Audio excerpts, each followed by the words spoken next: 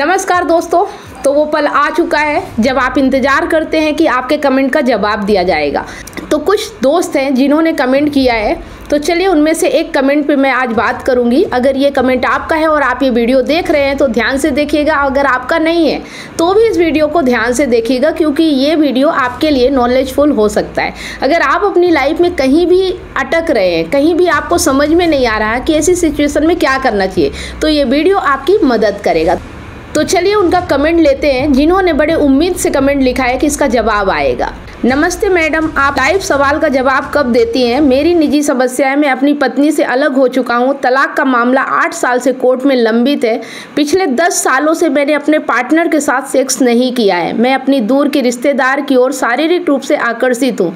वह 55 साल की अविवाहित है, लेकिन डर शर्मिंदगी के कारण उसे व्यक्त नहीं कर सकता।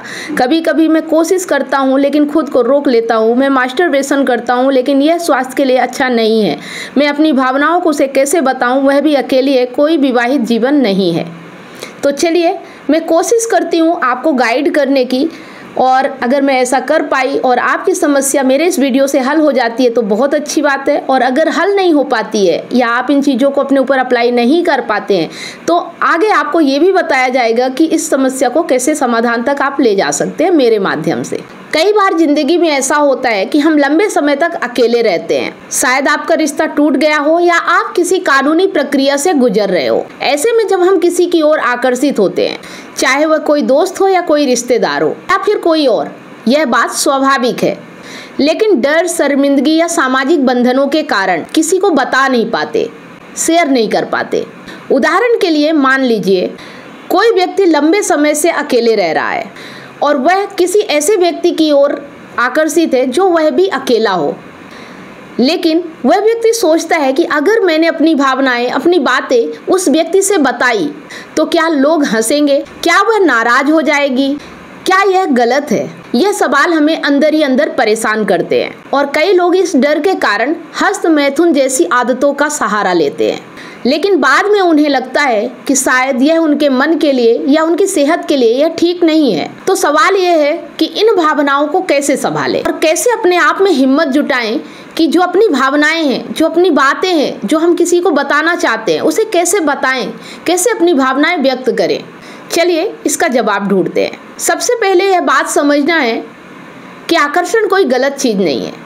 यह एक स्वाभाविक मानवीय भावना है, यह हर किसी के साथ होता है।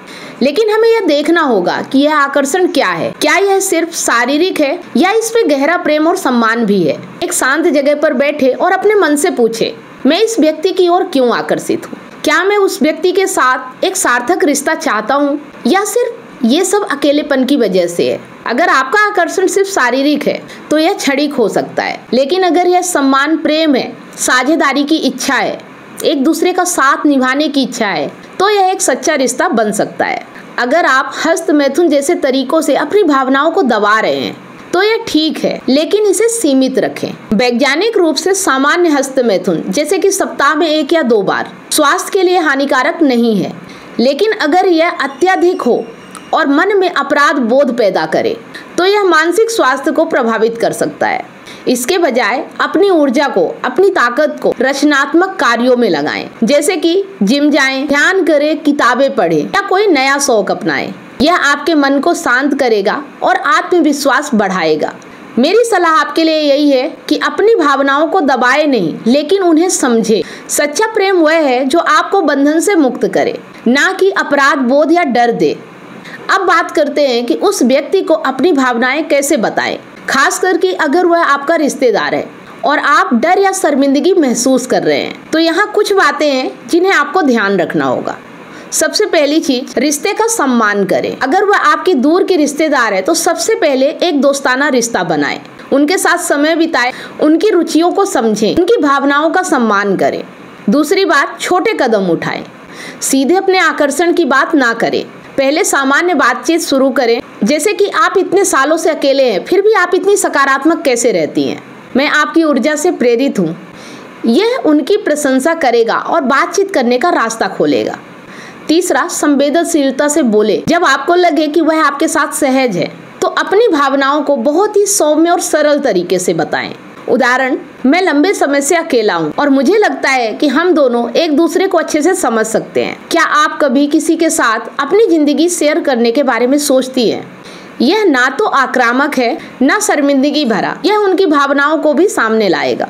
नंबर 4, उनकी प्रतिक्रिया का सम्मान करें। अगर वह आपकी भावनाओं को स्वीकार करती है तो धीरे धीरे रिश्ते को आगे बढ़ाएं, और अगर वह मना करती है तो उनके निर्णय को सम्मान दें और दोस्ती बनाए रखें। नंबर 5, सामाजिक बंधनों का ध्यान रखें।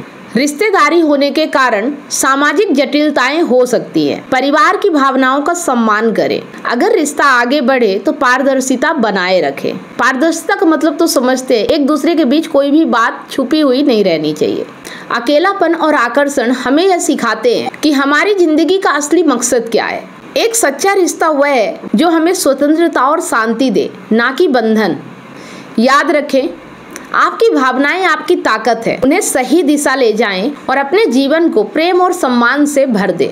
तो दोस्तों, यह थी बात अकेलापन और आकर्षण की, भावनाओं को व्यक्त करने की। अगर आप भी ऐसी स्थिति से गुजर रहे हैं तो नीचे कमेंट करें।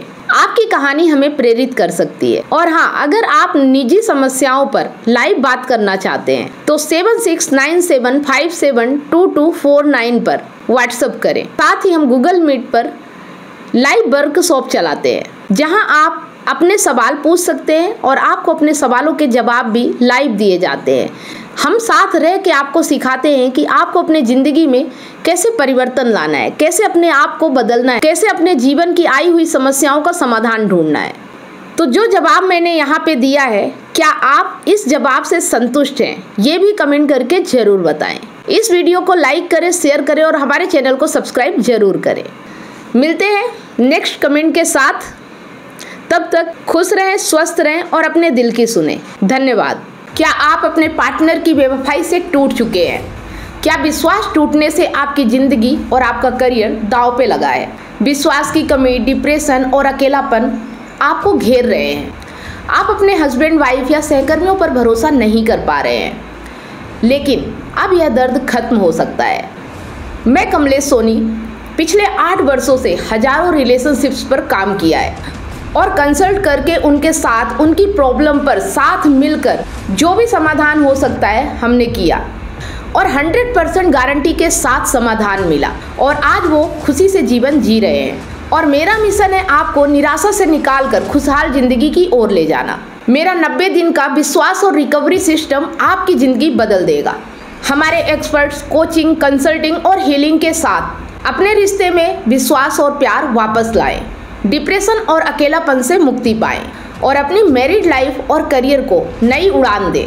हजारों लोग मेरे YouTube चैनल और Facebook से प्रेरणा ले चुके हैं, लेकिन व्यक्तिगत कंसल्टिंग वो चाबी है जो आपके रिश्ते का ताला खोलेगी। आज ही कदम उठाएं।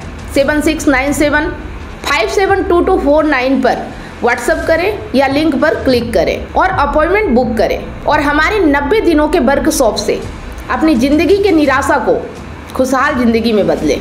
आपका रिश्ता हमारे लिए मायने रखता है। आज ही एक्शन लें और अपनी खुशहाल ज़िंदगी की शुरुआत करें। Click now.